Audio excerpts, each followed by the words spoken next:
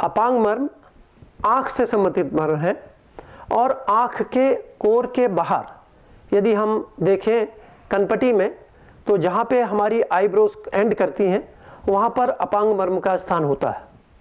इस मर्म पर आघात लगने से या तो अंधापन हो जाता है जिसको आंधी कहते हैं, या उसके देखने की क्षमता कम हो जाती है, जो पावर ऑफ विजन है वो डिमिनिश हो जाती है।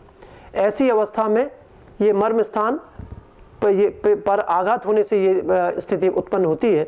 और यदि किसी व्यक्ति में ये लक्षण है जिसमें अंधापन है, जिसमें दिखाई नहीं देता, या आँखों की पावर नियमित रूप से कम हो रही है, उन व्यक्तियों में यदि अपांग मर्म को नियमित रूप से उत्प्रेरित किया जाए तो उसकी पावर ऑफ विजन को बढ़ाया जा सकता है।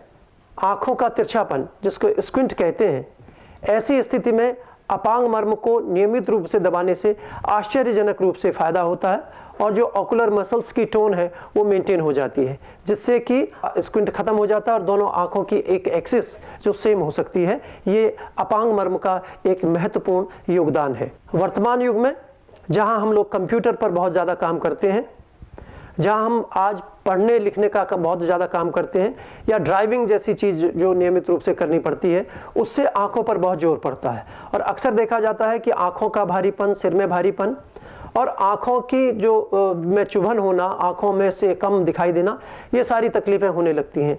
ऐसी अवस्था में यदि हम लोग नियमित रूप से अपांग मर्म को उत्प्रेरित करते हैं तो इन परिस्थितियों के बावजूद हम अपनी आँखों के भारीपन को कम कर सकते हैं तथा आँखों की क्षमता को बनाए रख सकते हैं।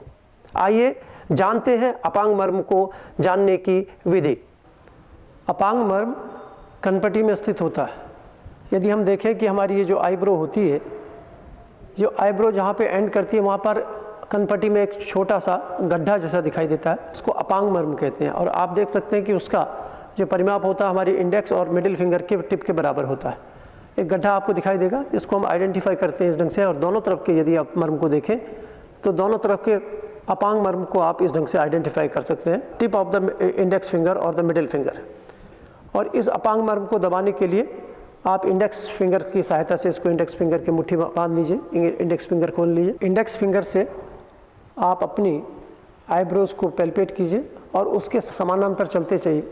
और जहाँ पे गड्ढा होता है अपांग मर्म का जो सही जगह है, उस पर अंगुली को रखकर इसको 15 से 18 बार दबाते हैं, छोड़ते हैं। 0.8 सेकंड का एक स्टिमुलस इसको दिया जाता है। दबाने के बाद इसको निरंतरता से आप इसको करते रहते हैं।